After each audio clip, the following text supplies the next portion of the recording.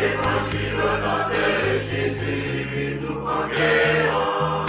Nous sommes guerriers pour l'évangile. Évangile au nom de Jésus, nous conquérons. Quelle que soit la nécessité, Nous conquérons. Au nom de Jésus, nous conquérons. quelles que soient les épreuves, Nous conquérons. Au nom de Jésus, nous conquérons. quelle que soit la nécessité, Nous conquérons. Au nom de Jésus, nous conquérons.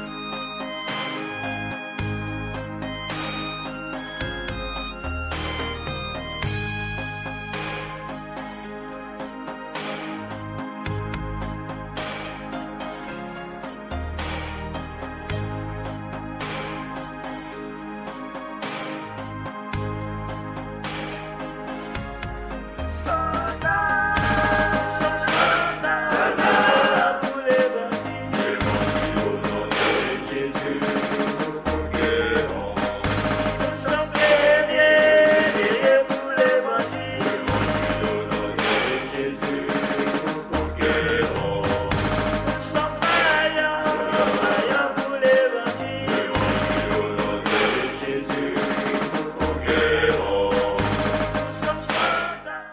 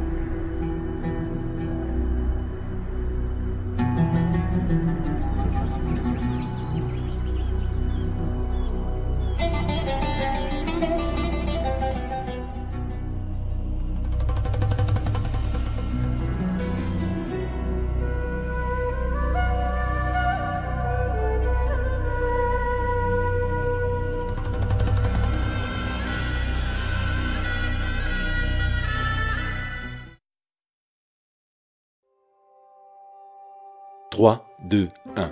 L'histoire de Dieu, du monde et de toi. 3. Dieu est l'union de trois personnes liées par l'amour.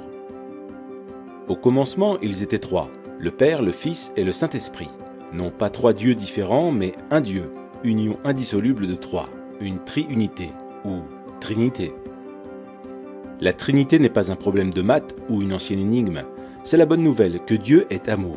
Depuis toujours, le Père a aimé son Fils dans l'unité de l'Esprit. Comment pouvons-nous nous représenter cela ? En fait, le Fils de Dieu est l'image de Dieu. Il nous donne accès à la vie de Dieu. Ainsi, considérons par exemple la scène du baptême du Fils de Dieu. Nous y voyons le Saint-Esprit descendre sur lui, tandis que le Père déclare « Tu es mon enfant bien-aimé, tu fais toute ma joie ». Cette scène est un aperçu de la vie éternelle de Dieu. Le Père a toujours aimé son Fils avec la joie du Saint-Esprit. Mais cet amour était trop beau pour qu'il le garde pour eux. Le Dieu d'amour souhaitait le partager. Ainsi, le Père a fait un monde au travers de son Fils et par son Saint-Esprit, car il veut que des milliards d'enfants rejoignent sa famille. Toi et moi avons été créés pour entendre cette déclaration. Tu es mon enfant bien-aimé, tu fais toute ma joie. Le sens de la vie, c'est de trouver notre place avec eux. 2. L'histoire du monde est l'histoire de deux hommes. Dieu a placé un homme, Adam, à la tête de l'humanité pour qu'il la bénisse et prenne soin d'elle. Mais Adam se détourna de Dieu, se replia sur lui-même et plongea le monde dans la mort et la malédiction. L'humanité fut déchue de la grâce. Maintenant, nous partageons tous cette humanité brisée et nous ressentons les effets de sa malédiction. La race humaine est comme un sapin de Noël qui a été abattu et arraché de sa terre naturelle. On peut se déguiser avec des décorations fantaisistes, on peut effectuer toutes sortes de bonnes actions. Mais nous périssons. Nous n'avons aucune vie spirituelle en nous et nous nous dirigeons vers notre perte. La race d'Adam est sous la condamnation de Dieu. Dieu a prononcé un non définitif à ce mode de vie parce qu'il veut quelque chose de très différent pour nous. Il veut que nous trouvions tous la vraie vie dans un second Adam. Jésus-Christ. Le Fils est venu sur terre en devenant un simple homme et fut nommé Jésus. Il est entré dans notre monde brisé et a pris en charge notre cause perdue. Comme un champion qui gagne la course pour nous, Jésus prit place dans nos chaussures et vécut la vie parfaite que nous ne pourrions jamais vivre. Puis, sur la croix, il mourut d'une mort maudite, mort qui devait être la nôtre. Mais en faisant cela, il prit la nature maudite d'Adam et l'anéantit. En effet, 3 jours plus tard, il revint à la vie, avec une vie vraiment nouvelle, là où il n'y a ni mort ni malédiction. Il nous invite maintenant à entrer dans sa vie et dans sa famille. 1. Tu fais un avec Adam. Feras-tu un avec Jésus? Par notre naissance, nous faisons un avec Adam. On dit bien tel père, tel fils. C'est pourquoi nous partageons aussi sa nature égoïste, sa mort et sa malédiction. Unis à Adam, nous n'avons pas de vie en nous-mêmes et aucun espoir pour l'avenir. Mais Jésus vient pour offrir une incroyable union avec lui. Telle une branche de sapin de Noël, nous pouvons être coupés de l'arbre Adam et greffés à l'arbre Jésus-Christ. Pensez aussi à une autre image d'union. Nous pouvons faire un avec Jésus comme dans un mariage. Imaginez un mariage entre un prince et une mendiante. Elle est sale et pauvre, avec un nom honteux et un avenir sans espérance. Pourtant, le prince l'aime et s'offre à elle dans le mariage. Dès qu'ils sont unis, que se passe-t-il? Le prince prend toutes les dettes de son épouse et elle reçoit toutes les richesses de son prince. Il couvre son nom honteux et lui donne son nom. Elle est invitée dans sa vie, sa famille et son héritage. Grâce à son prince, elle peut appeler le roi papa. Et tout cela grâce à leur union conjugale. C'est exactement la même chose avec Jésus. Si nous le recevons, tout ce qui est nôtre, notre péché, notre malédiction deviennent siens. Il paie le prix de tout cela sur la croix. Et tout ce qui est sien, sa justice, son héritage, deviennent nôtres. Si nous faisons un avec Jésus, dès maintenant nous sommes adoptés dans la famille. Son esprit devient notre esprit, son Père devient notre Père. Nous appartenons à ses frères et sœurs dans l'Église, nous prions le même Père et l'entendons exprimer son amour pour nous par ses paroles. Tu es mon enfant bien-aimé, tu fais toute ma joie. Ce sont nos privilèges maintenant, et quand Jésus reviendra, nous participerons aussi à sa vie physique et immortelle. Il ramènera nos corps à la vie et créera un monde nouveau, juste et droit. Ce jour-là, Dieu jugera le monde, confirmant à jamais son non à Adam et son oui à Jésus-Christ. Tu fais un avec Adam, mais il n'y a aucun avenir dans cette vie-là. Cependant, les bras tendus vers toi, Jésus te lance une invitation. Il s'offre à toi, te donne sa vie même, sa famille et son avenir. Il est à toi si tu veux l'inviter dans ta vie. Fais un avec Jésus. Les 3 t'invitent dans leur cercle d'amour. Les 2 déterminent le monde. Veux-tu faire un avec le Fils de Dieu ?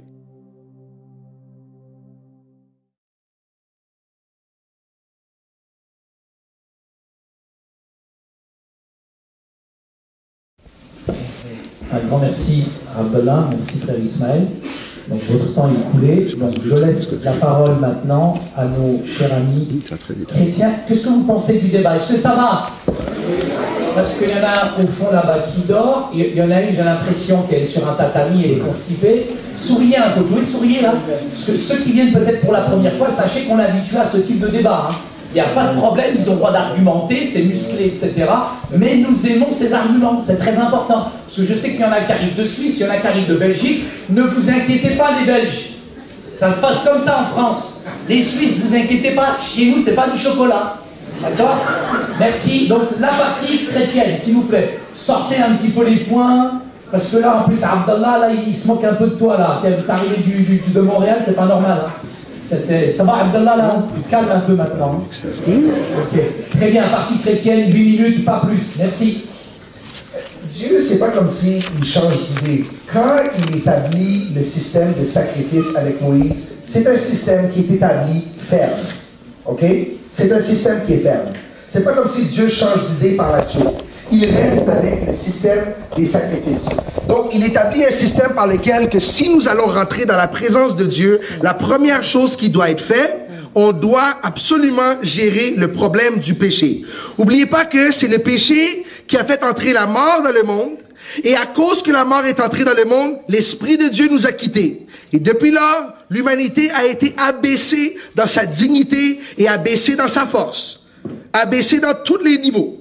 Donc Dieu doit absolument régler le problème du péché. Et la manière qu'il le règle, c'est en établissant un système qui est par l'entremise d'un sacrifice. Malheureusement, quand Dieu donne la loi, le peuple pouvait obtenir le salut par la loi, mais malheureusement, à cause de notre péché et de notre nature pécheresse, on finit toujours par rentrer dans le péché. Donc c'est sacrifice sur sacrifice qui va jamais finir parce que notre nature, c'est une nature pécheresse. Et c'est pas vrai que si tu crois en Dieu, que tu vas arrêter de pécher parce que ta faiblesse, elle est apparente en toi-même. Et c'est pour ça que le problème, c'est pas juste une question du péché, mais c'est une question aussi de la nature pécheresse. On doit être capable de gérer le péché en totalité. Dieu va promettre tout au travers de l'Ancien Testament, pendant que le peuple est en train de passer un processus où est-ce qu'ils amènent des sacrifices à Dieu, Dieu va toujours promettre qu'il va avoir un sacrifice ultime. 800 ans avant la venue de Christ, durant l'époque de Ésaïe le prophète, Ésaïe va parler du Sauveur à venir, il va donner une description de son travail. Je lis pour vous dans Ésaïe chapitre 53, à partir du verset 3. « Méprisé et abandonné des hommes, homme de douleur est habitué à la souffrance. Semblable à celui dont on détourne le visage, nous l'avons dédaigné. Nous avons fait de lui aucun cas. Cependant, ce sont nos souffrances qu'il a portées. » Ici, la parole dit qu'il a porté. « Ce sont de nos douleurs qu'il s'est chargé. Et nous l'avons considéré comme puni, frappé de Dieu, humilié. Mais il a été blessé pour nos péchés, brisé pour nos iniquités. Le châtiment qui nous donne la paix, le châtiment qui nous donne la paix est tombé sur lui.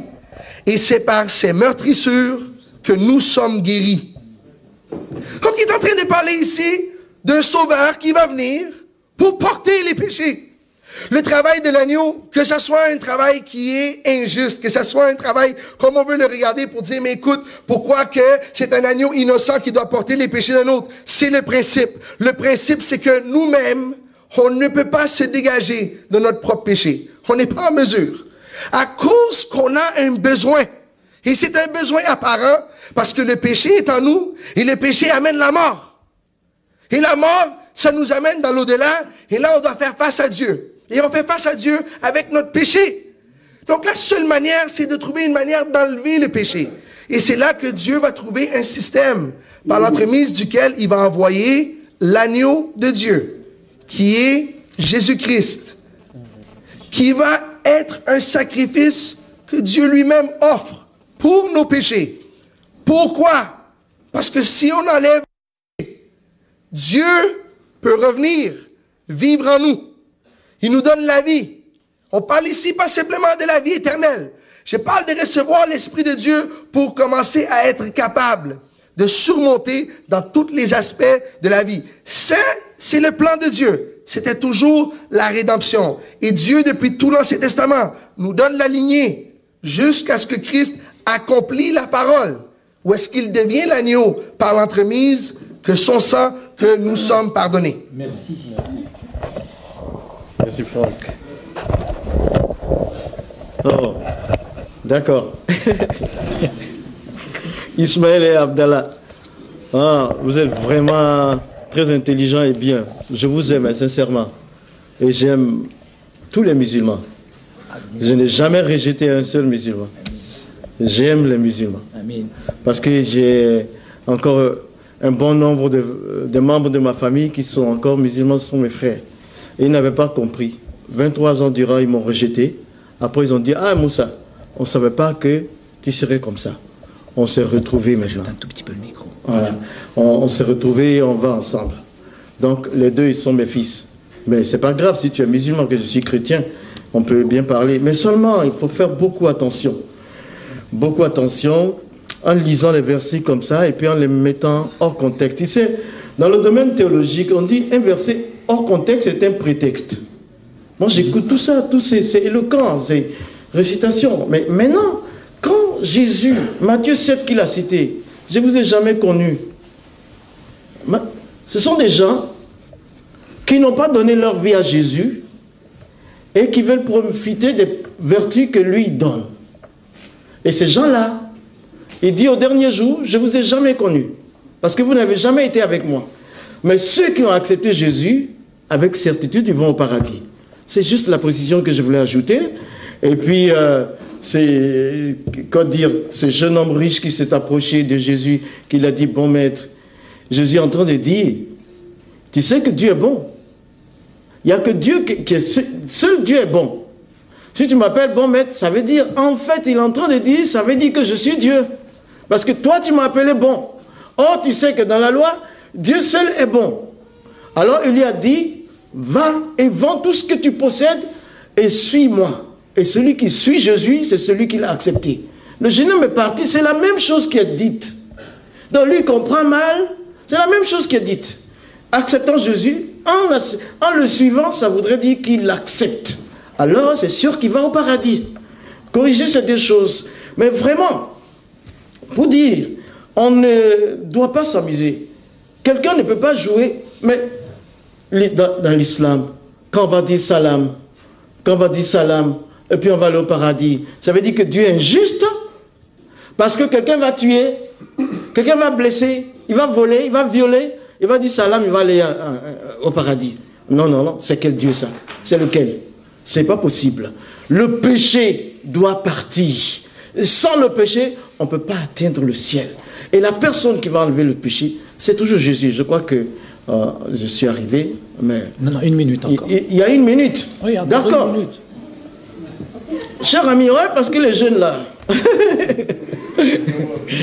on ne peut pas se fâcher avec les jeunes. Bon, mais vraiment faites attention à l'interprétation des versets, parce que tout est simple. Tout à l'heure, je vais faire ça aussi. Si je fais ça dans le Coran, vous allez dire la même chose, c'est hors contexte. Mais puisque vous jouez ça, pas à cause de vous seulement, mais à cause de l'auditoire. Il faut que vous sachiez que vous êtes dans une situation difficile. Il ne faut pas entraîner les gens dans le... Je vais aussi citer des versets coraniques que tu dises que c'est hors contexte ou c'est dans le contexte. Je m'en fous. Toi, tu es musulman, tu ne vas pas m'enseigner à lire la Bible. Je ne vais pas t'écouter. Tu es musulman, je suis chrétien. Tu peux pas faire une école biblique avec moi. C'est pas possible, tu ne connais pas. Dans ce cas, je vais aussi faire la même chose parce que ceux qui nous écoutent, il ne faut pas qu'ils pensent que l'éloquence est la solution. Merci mon fils. Merci Moussa Koné. La parole est à frère Ismaël Abdallah. Pour 8 minutes, un grand merci. Aucune intervention de l'auditoire. Super. On y va, Abdallah, on y va, frère Ismaël. Donc en fait, quand j'entends certains propos de M. Koné qui se contredisent les uns les autres, en fait je me dis qu'ils sourit jaune et qu'ils voient rouge. Je vais revenir, Inch'Allah, sur ce qui a été dit tout à l'heure par Pasteur Yamateo, lorsqu'il cite l'argument phare. Mais aujourd'hui, ce phare va s'éteindre, Inch'Allah, bihawlillah. Lorsqu'il nous cite Ésaïe 53, il nous cite, je vais reprendre ce qu'il a dit tout à l'heure, et c'est ça qu'Allah a dit dans le Coran, dans la sourate 58, quand il dit Allah dit, il pense qu'ils tiennent sur quelque chose. Il nous cite Ésaïe 53.3, il nous dit, il était méprisé, abandonné des hommes, un homme de douleur, habitué à la souffrance, il était sûrement basé auquel on détourne les yeux, etc. Il était méprisé, etc. Dans le sens, verset 4, pourtant en vérité, c'est nos maladies dont il s'est chargé.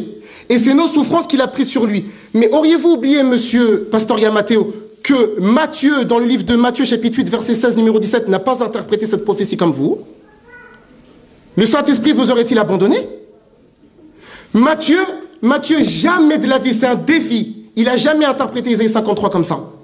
Ça, c'est la première des choses. La deuxième des choses, il nous a dit que Jésus, dans Ésaïe 53, le passage nous dit, mais c'est pour nos péchés qu'il a été percé, etc. Et c'est pour nos fautes qu'il a été brisé. Dans certaines versions, nous dit, c'est nos iniquités qu'il a portées. Qu'est-ce que Jésus a dit? Juste pour introduire rapidement le verset, Allah nous dit dans la sourate 19, et j'attends avec beaucoup d'impatience les arguments de M. Koné coraniquement. J'attends ça. Et si on l'a pas devant les gens, Inch'Allah, on l'aura séparément. Donc Allah Azza wa Jalla nous dit dans sourate Maryam, وَاتَّخَذُوا مِن دُونِ اللَّهِ آلِهَةً لِيَكُونُوا لهم عزة كلا سيكفرون بعبادتهم ويكونون عليهم ضدا. Allah nous dit qu'il y a des gens, ils ont pris des divinités en dehors d'Allah pour obtenir une force, mais que ces gens-là vont leur faire face. Qu'est-ce que Jésus a dit lorsque vous allez partir lui dire, mais Seigneur, Seigneur, n'avons-nous pas prophétisé en ton nom? N'avons-nous pas chassé des démons par ton nom? N'avons-nous pas effectué beaucoup de miracles par ton nom? À Jésus de répondre, écartez-vous de moi, je ne vous connais pas. Donc, imaginez celui dont vous attendez le salut qui lui-même vous dit salut. Qu'est-ce qu'Allah a dit dans la sourate 4, verset 159?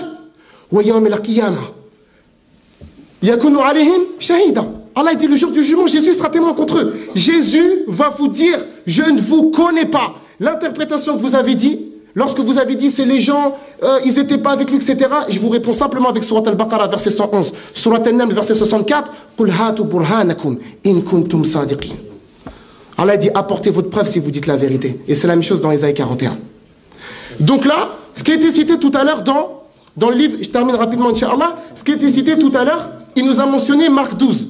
Et regardez, subhanallah al-azim, la méthode avec laquelle il sélectionne ce qui lui plaît. Comme Allah dit dans la sourate Baqarah, verset 87,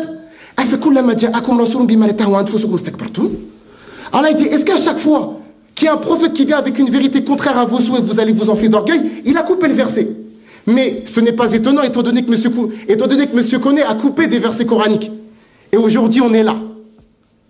Vous avez coupé des versets coraniques, et comme vous avez dit, vous étiez imam de mosquée, on va vous démasquer.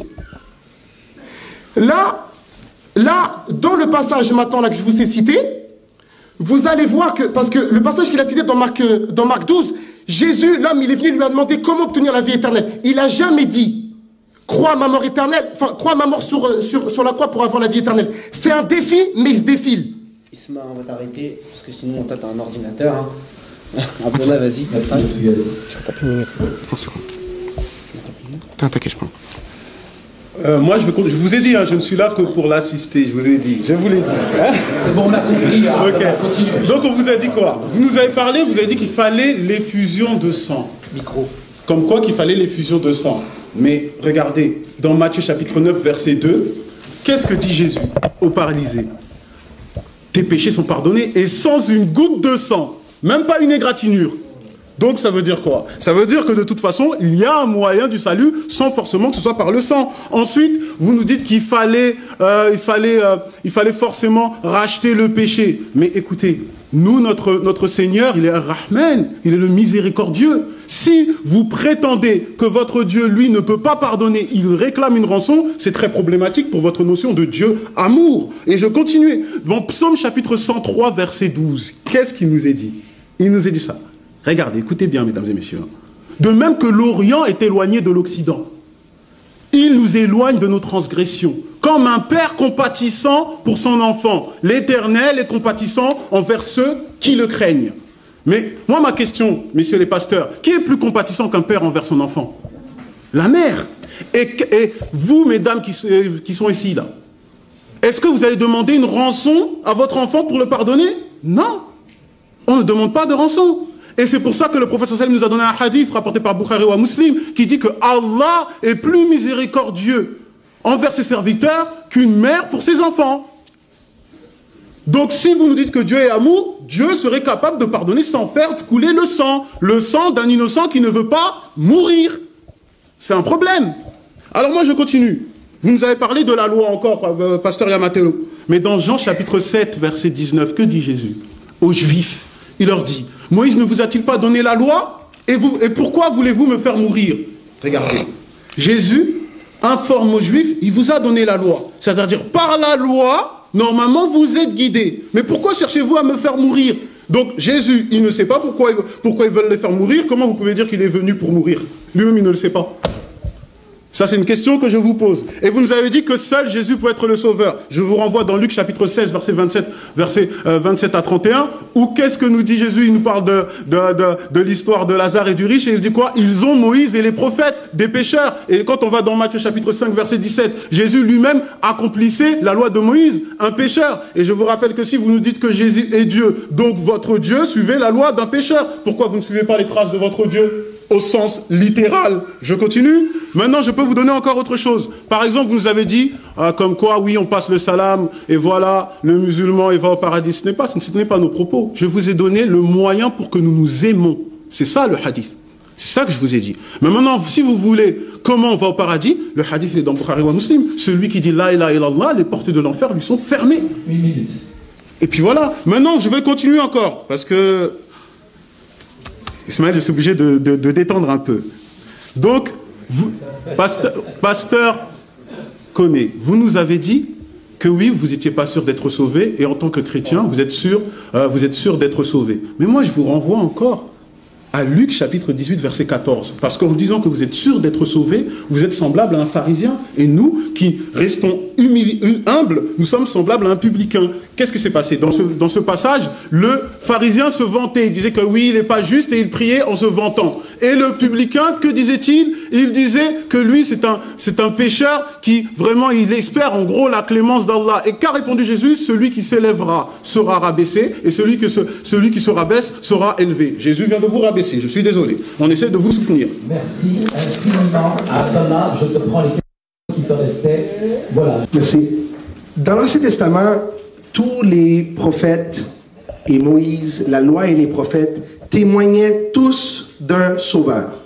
On donne son lieu de naissance, on parle de son ministère, on parle de l'œuvre qu'il va accomplir, on est très spécifique et les Juifs vont même garder les généalogies pour tracer la lignée de ce Messie qui devait venir. Et c'est très clair pour tous ceux qui lisaient l'Ancien Testament que Dieu envoie un Messie, un sauveur, un délivreur.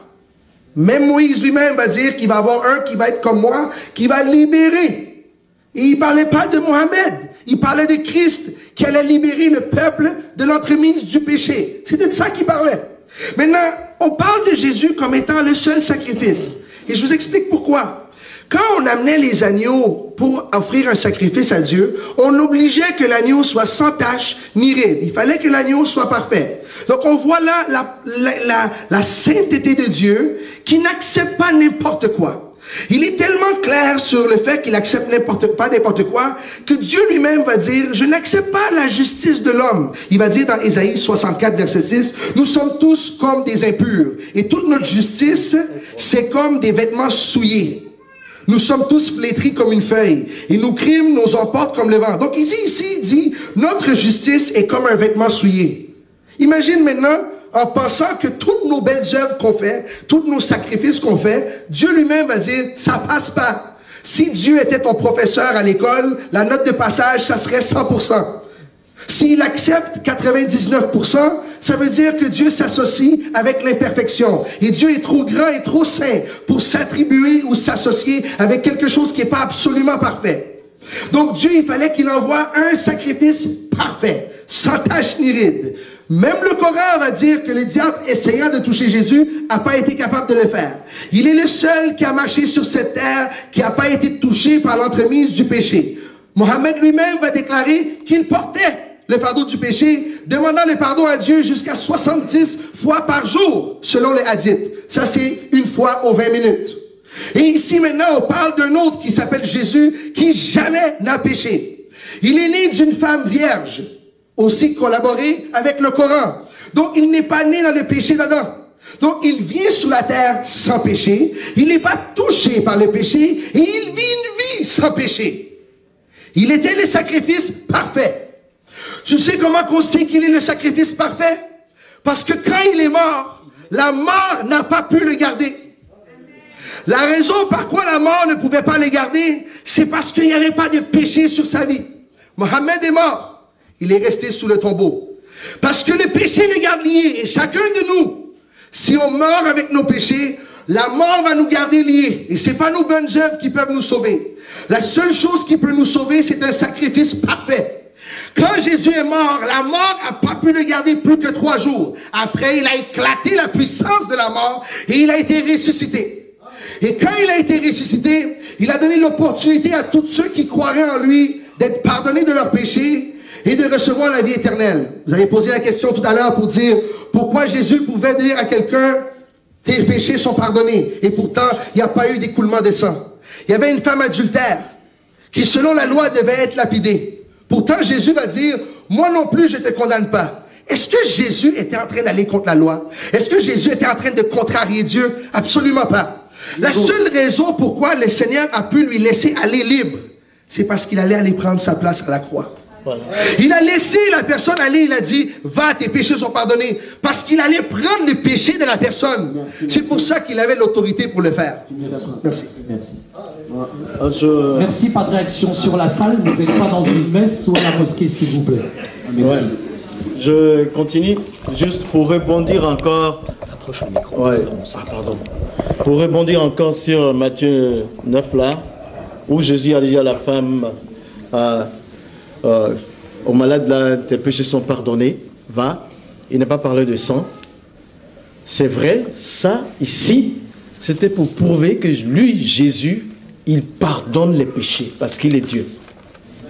La suite là, les pharisiens ont dit tu es Dieu et tout ça, il a dit non, moi je pardonne. À cause de ça, prends ton lit et marche pour leur prouver que je pardonne le péché.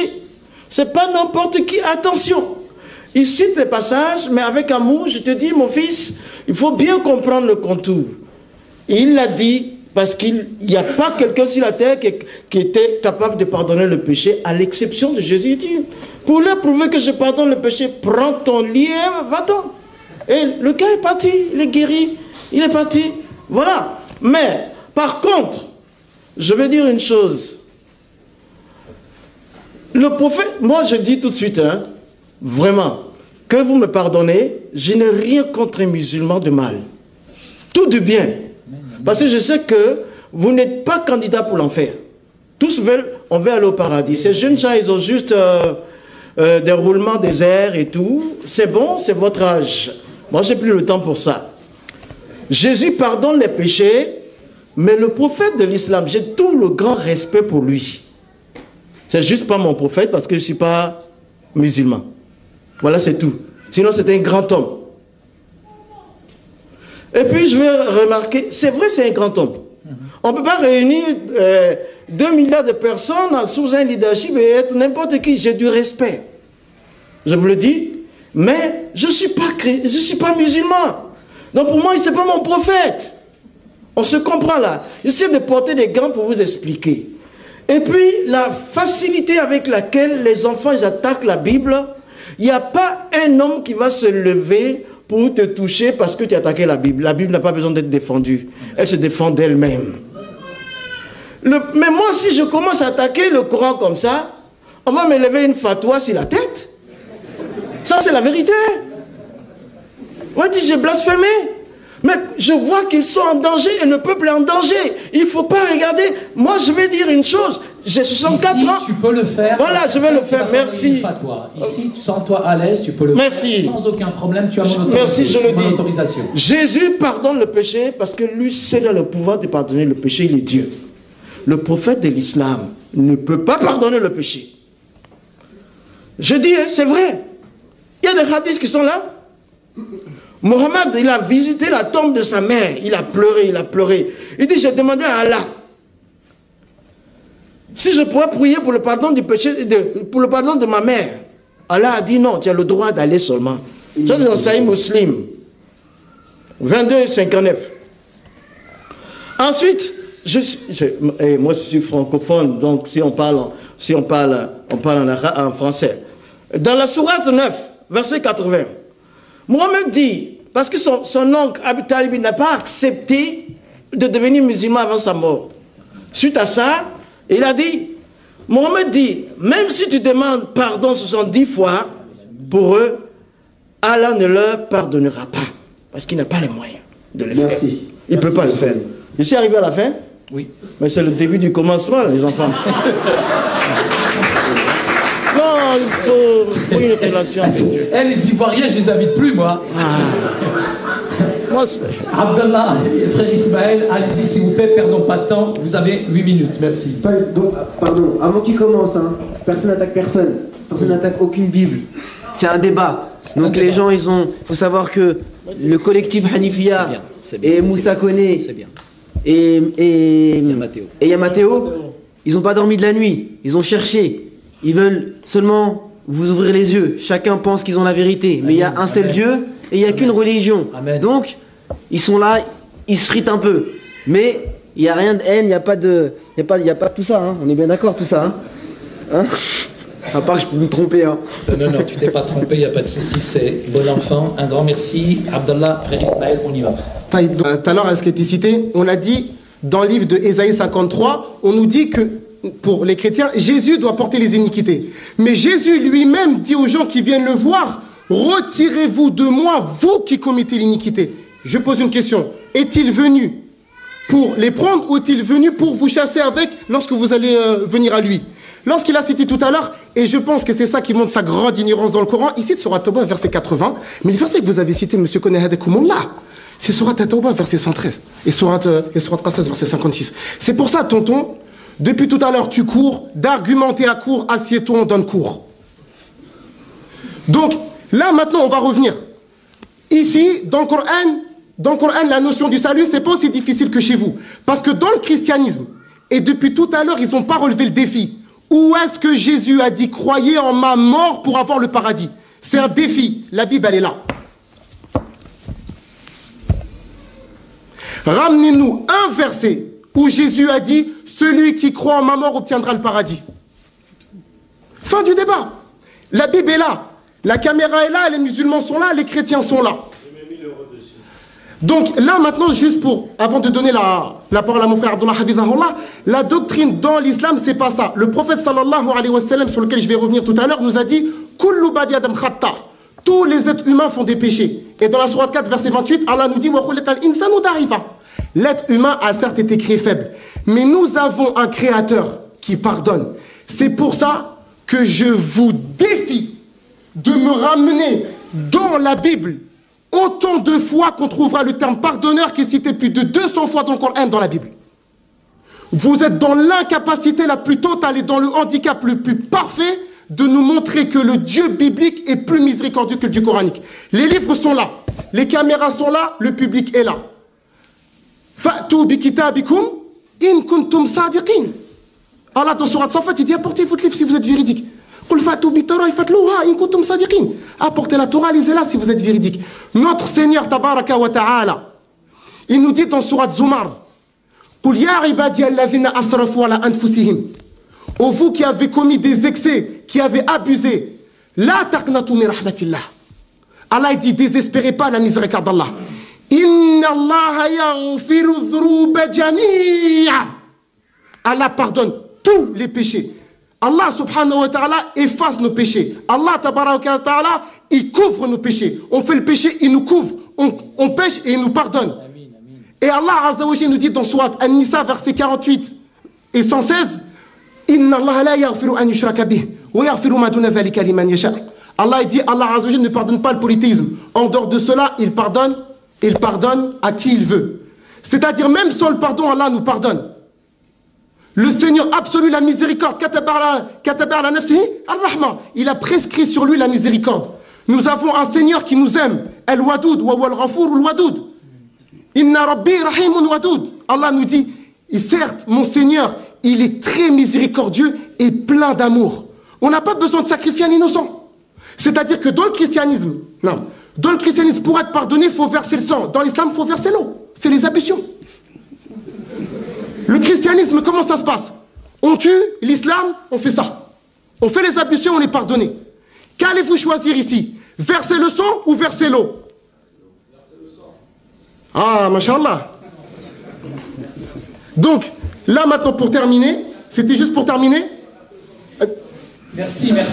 Donc, c'était juste pour terminer avant de donner la parole à Abdullah Habibahullah. Je crois juste 20 secondes. Dans le livre de Matthieu qu'il a cité tout à l'heure. Ismaël, tout de suite, merci. Non, mais 20 secondes. Tout à l'heure, ce qu'il a dit dans le livre de Matthieu, il a oublié de dire que Jésus lui a dit que l'unicité divine, c'était plus grand que tous les sacrifices, dont le sacrifice de Jésus. Il n'y a rien au-dessus de l'unicité d'Allah subhanahu wa ta'ala. C'est cité dans votre livre. Avez-vous oublié Jean 17,3? Or, la vie éternelle consiste pour eux à te connaître, toi, le seul véritable Dieu. La ilaha illallah. Et Jésus que tu as envoyé. Merci. Moi, je continue le verset qu'il vient de citer. C'est bon, tu ne fais que l'assister, on a compris. Je te dis, je ne fais que l'assister. Aujourd'hui, je ne fais que l'assister. La parole du Seigneur. Aujourd'hui, je ne fais que l'assister. Mais moi, comme je l'assiste, je vais continuer le verset qui vient de dire dans Jean chapitre 17 verset 3. Mais mon frère, je vous ai dit, lui et moi, nous ne sommes qu'un. Au verset 4, qu'est-ce que Jésus dit? J'ai fait ta gloire et j'ai terminé ce que tu m'as demandé à faire. Il n'était même pas arrêté, il n'était même pas mort, il n'avait même pas fait couler le sang. Lui-même dit qu'il avait terminé sa mission. Donc Jésus n'est pas venu pour ça. Il le dit lui-même. Maintenant, regardez, mon frère a lancé un défi pour le pardonneur. Et comme je vous ai dit, nous ne sommes qu'un. Regardez. Allah, dans toutes les sourates, dans les 114 sourates, il dit 113 fois pour commencer, Bismillah. Qui connaît comment ça s'appelle? Bismillah Rahman Rahim. Au nom d'Allah, le clément, le tout miséricordieux. 113 fois pour présenter. Mais dans le contenu du Coran, il est écrit 113 fois le miséricordieux.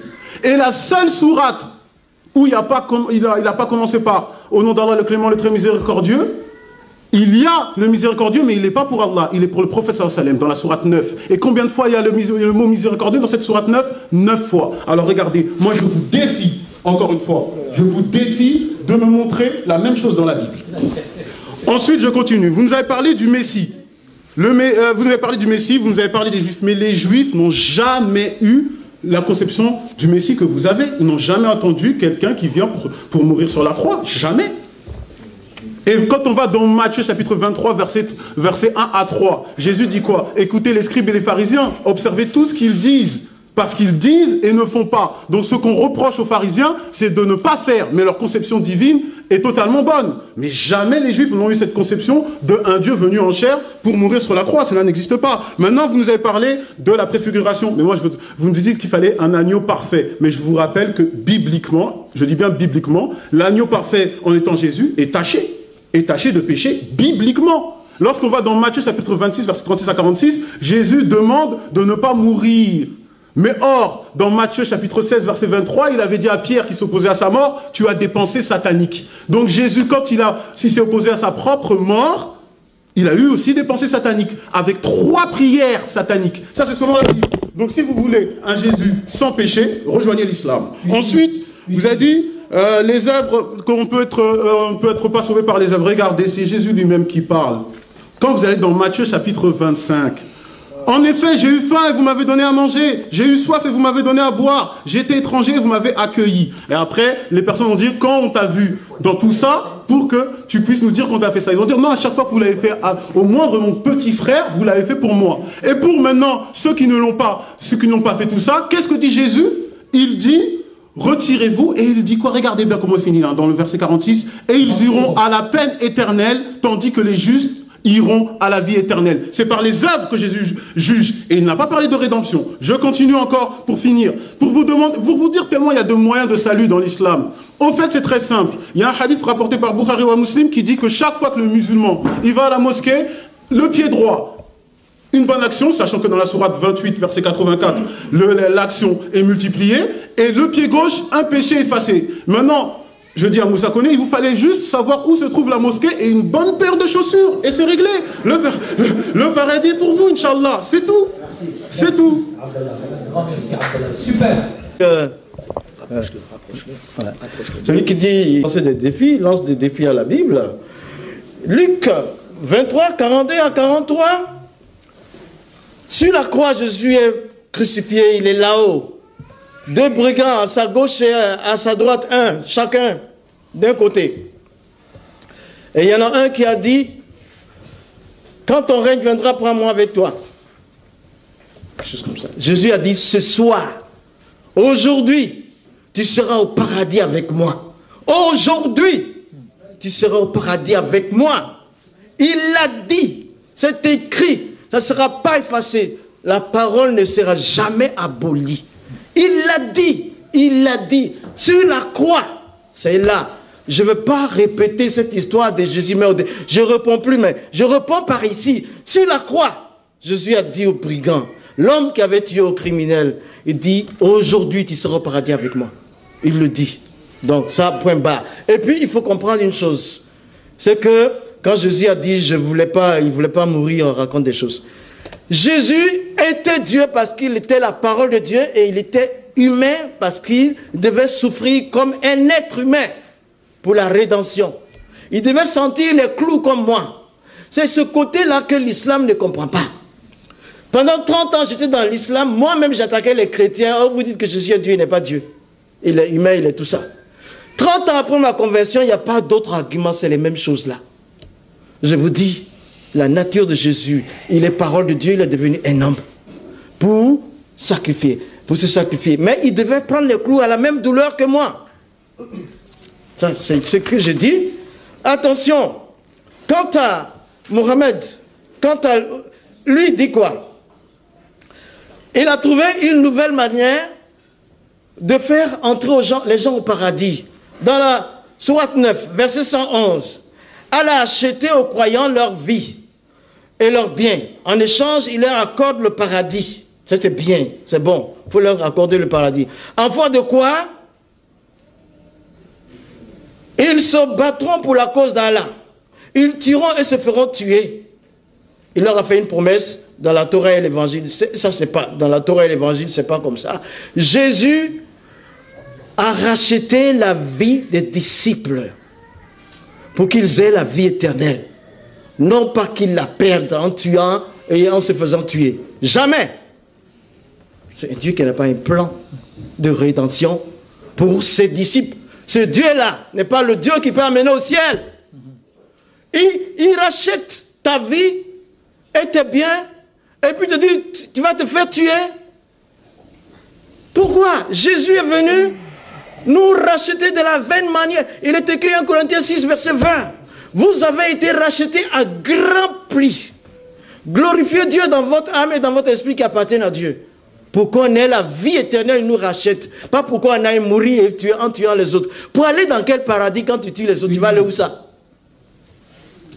Une minute, encore une minute. Tu as encore une minute. Okay. Mon collègue, ça marche entre nous. Bien, merci. Oui. On pose la question de prouver l'amour de Dieu envers nous. Si le Dieu que l'on croit, c'est un Dieu d'amour.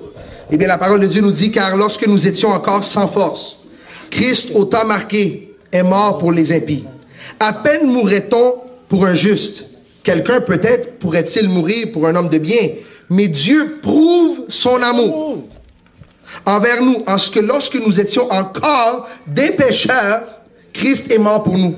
Et je sais que ça peut être quelque chose de compliqué pour comprendre ça parce que il y a plusieurs passages dans le Coran qui disent Dieu aime pas les pécheurs, Dieu aime pas l'orgueilleux, Dieu aime pas celui qui croit, Allah aime pas, il aime pas, il aime pas. Alors pourquoi? Alors le concept de voir que Dieu pourrait venir mourir pour quelqu'un qui a rien fait pour lui, c'est un concept qui est difficile. Je trouve ça étrange qu'on fait comme si il y a personne qui porte le fardeau des péchés. Même dans l'islam, on parle de ça. Dans Sahih Muslim 6665, Abu Moussa rapporte que le messager d'Allah a dit ceci. Quand ça sera le jour de résurrection, Allah va livrer pour chaque musulman, un juif ou un chrétien. Et il dit ceci, par eux, vous serez sauvés de l'enfer. Encore dans Sahih Muslim 6666, Abu Bourda reporte sur l'autorité de son père et de l'apôtre de Allah qu'aucun musulman va mourir, mais que Allah va mettre sur lui un juif ou un chrétien en enfer pour lui. Alors il me semble que le Coran et même les hadiths sont en train de dire que nous allons porter vos péchés. Et j'aimerais bien ça, porter vos péchés. Mais je ne pourrais pas les faire parce que moi-même je suis avec péché. Le seul qui peut porter vos péchés, c'est celui qui a jamais péché. C'est quand même étrange de voir que nous, le messager d'Allah va parler de les chrétiens. Encore un autre, dans Sahih Muslim 6668, Abu Bourda reporte que le messager d'Allah a dit qu'il viendrait parmi vous des musulmans dans le jour de résurrection avec des péchés aussi lourds qu'une montagne. Mais Allah les pardonnera et il mettrait à leur place des juifs et des chrétiens. Oh, ça veut dire que Dieu ne fait pas juste pardonner les péchés. Il semble que Dieu prend les péchés et les transfère sur quelqu'un d'autre. Le seul problème, c'est que même si Allah mettrait ses péchés sur nous, ça ne fonctionne pas. Il faut avoir quelqu'un qui est pur pour prendre les péchés. Vous n'avez pas besoin des chrétiens ou des juifs pour porter vos péchés. Jésus l'a déjà porté à la croix pour vous. Vous allez tout simplement le recevoir. Et on n'aura pas besoin que quelqu'un d'autre soit condamné pour votre justice. Merci. Vous avez encore 2 minutes. Je vais les prendre plus tard. Oh oui, attends, je peux répondre. 2 minutes. Parce qu'il n'arrête pas de poser la même chose, là. Retirez-vous de moi, vous qui commettez l'iniquité. Alors je dois mettre le contexte de ce passage-là. Parce que c'est cité hors contexte. Donc, puisqu'on a le temps, mais je voulais rester sur le sujet du salut, mais donc, à cause qu'on a le temps, je rentre dans celui-là.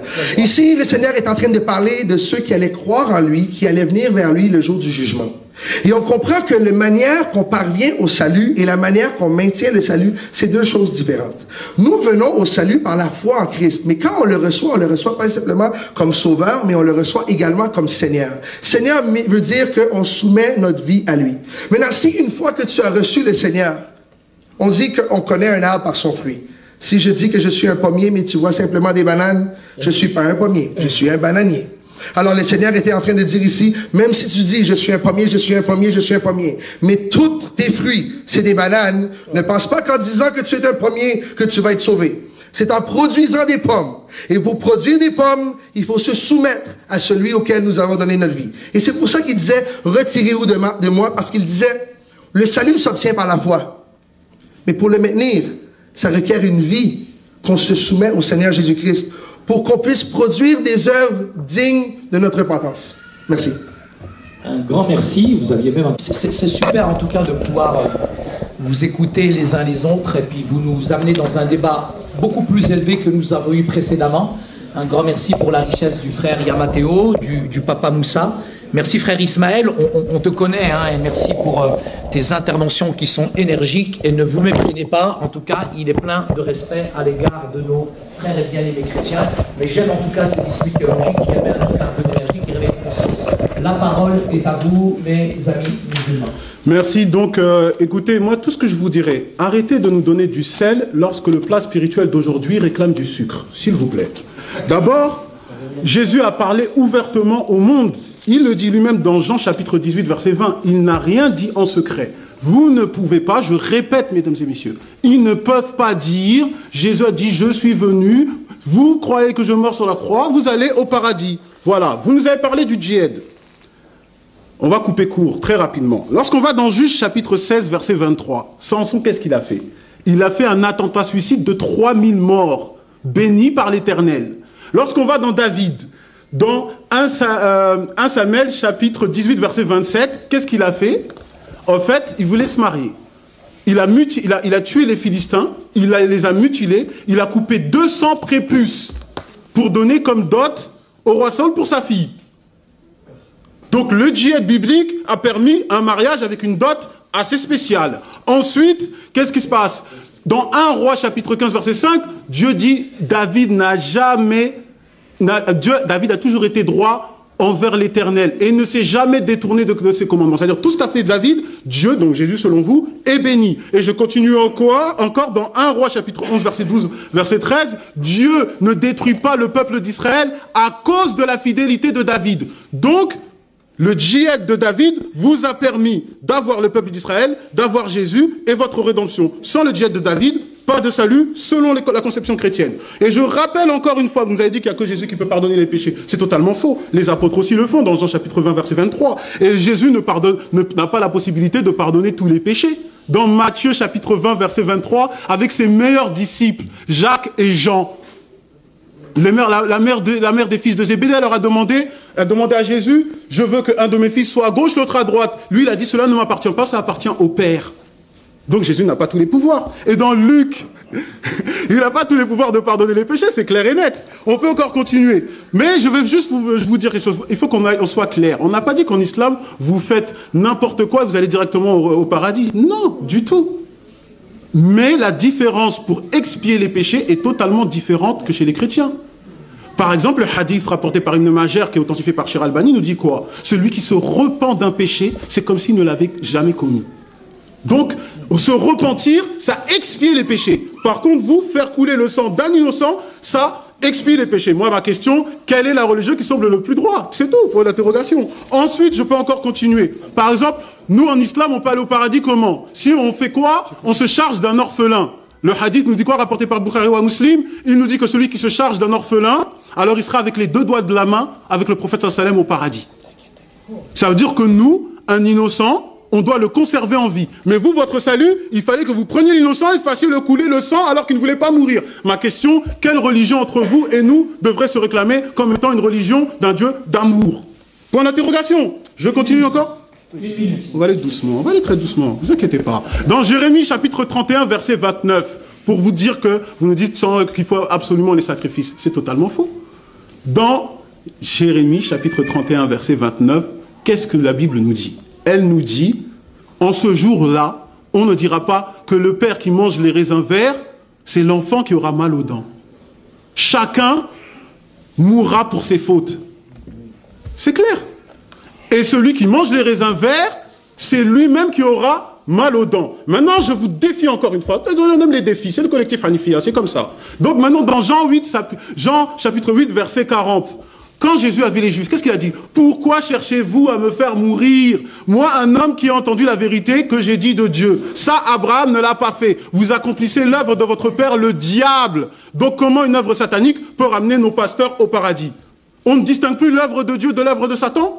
Et puis de vous à moi, de toi à moi, quand on connaît, regarde, toi si je vais en Afrique et je dis oui, pour avoir un bienfait, il faut que je fasse couler le sang d'un innocent qui ne veut pas mourir. Mais tu vas me traiter de sorcier et peut-être je serai victime d'une chasse à l'homme, c'est clair et net. Donc ce n'est pas par ça que je vais aller au paradis, c'est totalement faux. Maintenant je continue encore une fois.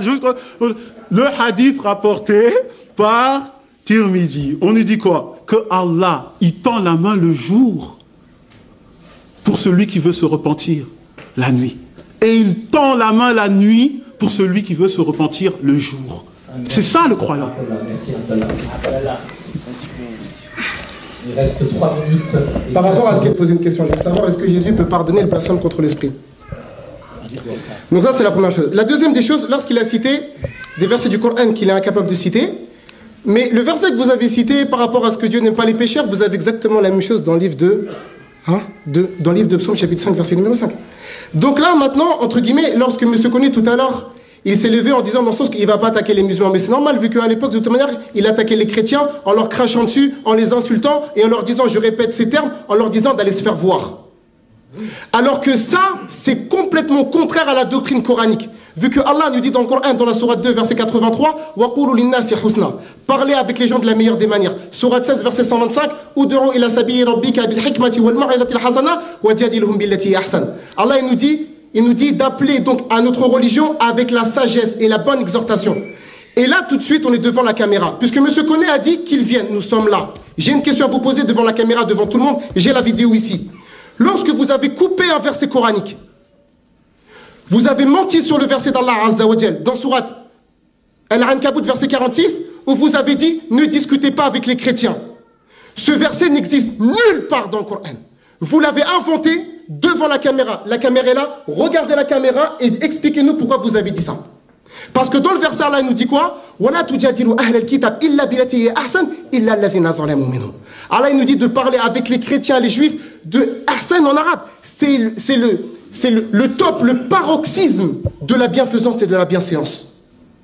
Que lui a coupé pour semer la zizanie entre nous. Maintenant, lorsque M. Yamateo Haderullah Azzawajal nous a cité la substitution dans le sens de remplacer, avez-vous oublié que Dieu a racheté Israël en mettant à notre place à sa place dans le livre de Ésaïe chapitre 43 verset 3? Avez-vous oublié que votre doctrine aujourd'hui que vous enseignez dans les églises, lorsque vous dites que c'est le juste qui doit payer sur les pécheurs, vous avez complètement contredit la doctrine de Proverbes chapitre 21 verset 8 qui dit que c'est donc que le méchant servira de rançon pour le juste. Maintenant, je vous pose une question aux chrétiens et à monsieur Koné. Lorsque Jésus dit dans le livre de Jean, chapitre 16, verset numéro 32, il dit à ses disciples, voici le moment où vous allez m'abandonner, ce qui s'est passé dans le livre de Marc 14, 50, il dit, vous allez me laisser seul. Mais je ne suis pas seul, parce que celui qui m'a envoyé est avec moi. Je vous pose une question. Lorsqu'un prophète, dans un passage le plus difficile de sa vie, affirme que Dieu est avec lui, pensez-vous vraiment que lui-même pensait qu'il allait mourir? Alors que lui-même, il dit dans le livre de Jean 11 que Dieu l'exauce tout le temps. Il a invoqué à Gethsemane. Est-ce que Dieu l'a exaucé? Dans le Coran, Allah, qu'est-ce qu'il nous dit? Ya Isa inni mutawafika wa rafi'uka ilay. Pas wa rafi'uka comme certains prononcent. Allah Azza wa Jalla l'a élevé, l'a sauvé. Donc, dans votre propre doctrine, c'est le méchant qui sert de rançon pour le juste. Mais vous avez changé. Et l'islam l'a confirmé. Merci à vous. Un grand merci, mon frère Ismaël. Comme disait mon frère Lotfi à ma droite, ce soir, et ça fait plaisir qu'il y ait du niveau aussi bien chez nos amis chrétiens que chez nos amis musulmans. C'est vraiment intéressant. Et un grand merci en tout cas pour votre écoute, votre attention. Nous allons avoir encore une période de 8 minutes et après cela, nous aurons un moment de pause bien mérité, puisque nous avons, et je remercie vraiment les sœurs du collectif Al-Hanafi pour les gâteaux que vous avez préparés. Merci aussi à nos sœurs et frères qui ont préparé aussi du thé. Donc on a une période de 2 fois 8 minutes et après il y aura un moment de pause. Donc pour ceux qui veulent faire la prière, donc ils suivront les consignes du frère, en tout cas à Abdallah. Donc un grand merci. La parole est à vous, papa et pasteur Moussa Koné. On vous aime beaucoup. Merci à Ismaël et puis à Abdallah.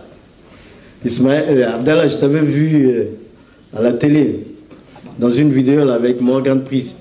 J'ai commencé à t'aimer, ton zèle et puis ton humilité, enfin, ton humour. Fort. Mais le fils Ismaël, 29e sourate, verset 45, que j'ai dit là, ne discutez pas avec les chrétiens. C'est pas ma faute si dans d'autres courants on le trouve à verset 48. Soit l'araignée, 29e 46, il dit, et ne discutez que de la meilleure façon avec les gens du livre, Ahlul Kitab, ceux d'entre vous qui sont injustes. Et dites, nous croyons en ce qu'on a fait descendre vers nous et descendre vers vous, tandis que notre Dieu et votre Dieu, c'est le même. C'est à lui que nous soumettons. Voilà ça. Le Coran dit de ne pas discuter avec le peuple des Écritures, parce que c'est des personnes qui sont bien. Le Coran reconnaît que le peuple des Écritures, ce sont les chrétiens et les juifs. Il ne faut pas discuter avec eux, mais de façon correcte si tu dois le faire. Alors, mais qu'est-ce qu'il dit devant les écrans et tout ça? Bon, ça c'est autre chose. On met ça de côté. Maintenant, je passe. Tu vois, il y a une chose qui est là. Il y a une chose qui est là. Le Coran, quand on va parler tout de suite, tu vas me dire que c'est la version en arabe qui est la plus considérée. Je peux dire, moi, personnellement, à mon humble avis, que la meilleure langue du monde, il y a 2 meilleures langues du monde. Pour moi, c'est l'arabe et l'hébreu. Je ne cesserai jamais de les apprendre. La langue arabe, elle est très belle. Mais le Coran n'est valable qu'en arabe. Ça, c'est un autre point, on va en parler, parce que ce qu'il est en train de dire, là, va me dire que la version quoi. Mais c'est écrit, je n'ai pas menti. Je te dis, c'est en français, là, moi je suis francophone comme toi. Maintenant, par rapport au salut, juste, encore, Mohamed, il a dit, il raconte comment. Mohamed a dit, selon son enseignement, le musulman, quand il meurt, il reste dans la tombe. S'il a été bon dans la vie, sa tombe sera pour lui un paradis. S'il a été mauvais, ce sera un endroit de tourment pour lui. Sourate 55, verset 46 à 60. Il est quand même musulman, hein? Mais le souci de Mohammed, c'est dit ainsi. Il dit, Aïcha a rapporté, chaque fois que le prophète priait, il demandait à Allah de le délivrer de la punition de la tombe. Saïd Muslim, 1321. Lui, le prophète, demandait de le délivrer de la punition de la tombe. Et toi, tu suis ce prophète, tu dis, et puis tu t'assois là, tu dis, salam, on va au paradis. On se répand, on va au paradis. Mais le prophète, il dit, il priait chaque fois pour sa délivrance. C'est pourquoi même à la fin du Coran, il dit à la fin, sourate 114, il dit à la fin du Coran que Allah n'a qu'à le délivrer de Satan, des démons. Il fuit les démons. Mais à la fin de l'évangile, Jésus dit, je vous ai donné le pouvoir de chasser les démons en mon nom, de guérir les malades. Si vous buvez un breuvage empoisonné, il ne vous fera point de mal.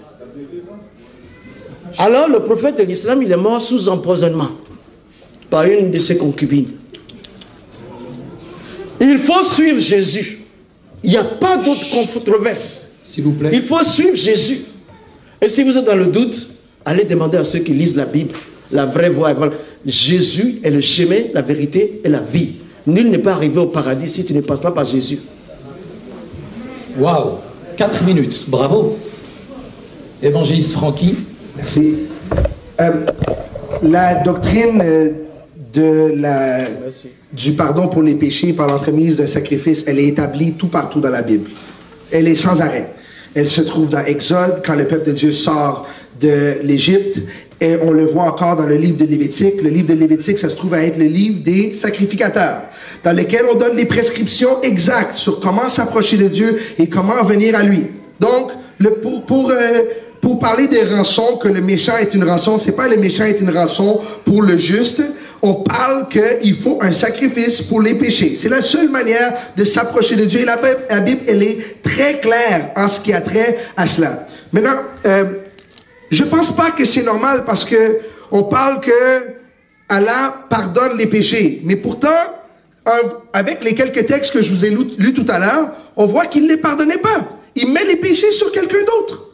C'est ça qu'il fait. Il les dit encore.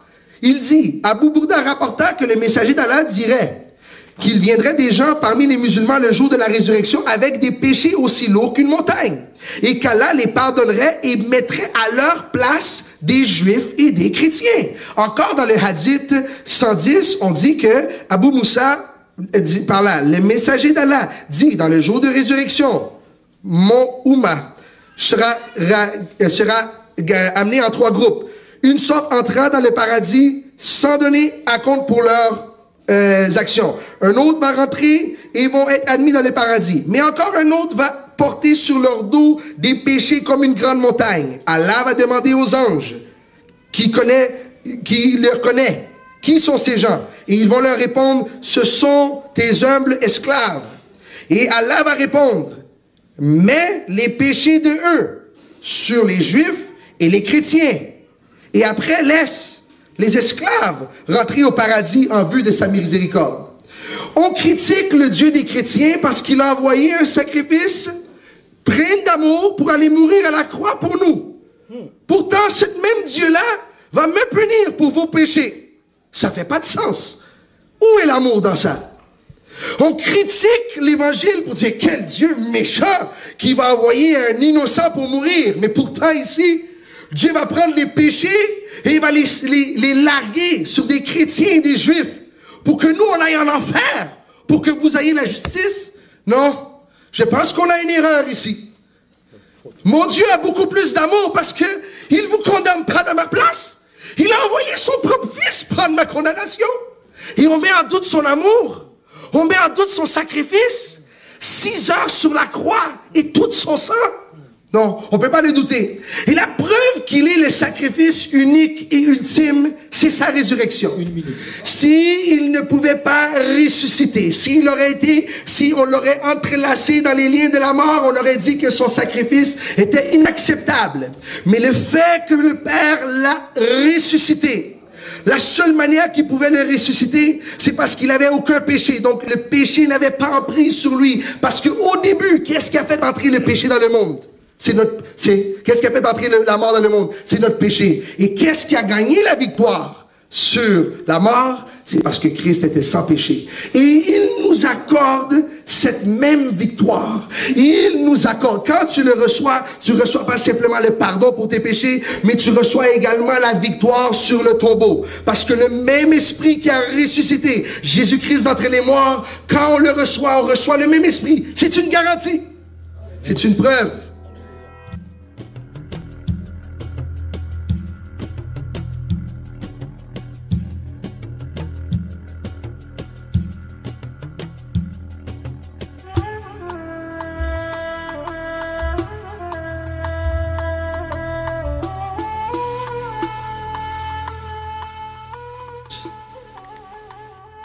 Que les islamistes font très bien. Actuellement, les chrétiens d'Égypte bénissent le Seigneur pour l'État islamiste. C'est parce que l'État islamiste actuellement est en train de montrer vraiment ce qu'est véritablement l'islam. Comme cela, les chrétiens se différencient totalement de l'islam. Ils montrent leur vrai jour. véritable jour. Religion de haine. Un islamiste, il vit dans la peur, continuellement.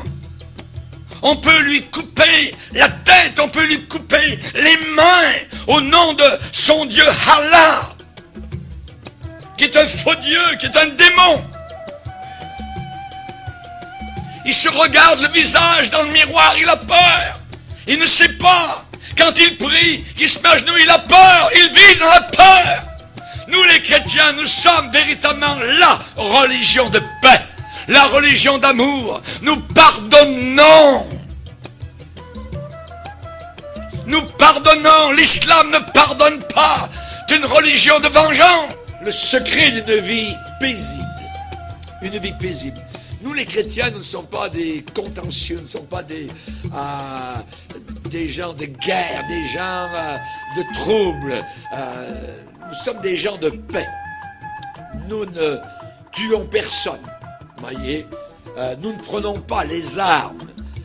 Nous ne sommes pas armés de couteaux pour tuer au nom de notre Dieu. Voyez, nous ne mettons pas des ceintures d'explosifs autour de nous pour faire du mal. Voyez, et pour qu'ensuite, si nous mourons dans l'explosion, nos parents, évidemment, se réjouissent de notre mort, parce que maintenant nous sommes avec des vierges dans des ébats sexuels éternels là-haut, dans ce paradis de fous, voyez. Non, nous ne sommes pas du tout de cette race-là. Nous avons, nous, le secret d'une vie paisible, l'éternel, pas Allah, l'éternel. Le nom de Dieu, c'est l'éternel, ce n'est pas Allah. L'éternel est mon berger, je ne manquerai de rien.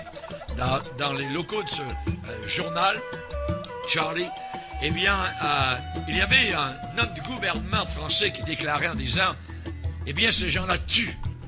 Et d'autres, sur le panel, étaient en train de déclarer, oui, mais on peut avoir des, je dirais, des gens fanatiques dans d'autres religions, parmi les bouddhistes, parmi les chrétiens, les catholiques, tout ça. Et l'autre, répondant sur le panel en disant, mais oui, mais ceux qui se disent chrétiens ne tuent jamais. Ils ne tuent pas. Ils peuvent être têtus, ils peuvent croire à toutes sortes de folies, mais tandis que les islamistes tuent au nom de leur Dieu, au nom de Allah.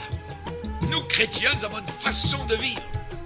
Et lorsque des musulmans lisent la Bible, ce qui leur est interdit normalement, arrive à Matthieu chapitre 5 où Jésus dit « Aimez vos ennemis. Priez pour ceux qui vous haïssent. » Le musulman est totalement étonné devant ce que Jésus demande. Parce que dans son livre à lui, nous le verrons durant la conférence, la fameuse conférence, et elle va être sur Internet, ça s'appelle le Coran et le Christ. Ceux qui nous écoutent actuellement peuvent aller voir donc sur Internet le Coran et le Christ, et vous allez voir donc ce que le Coran déclare et ce que la Bible déclare. Si vous descendez dans le Coran, vous descendez dans un enfer. Quand vous lisez la Bible, vous prenez une bouteille d'oxygène céleste, de pardon, de libération, voyez. Alors que l'intégrisme islamiste, eh bien, assujettit des peuples entiers sous la férule des démons et de Satan.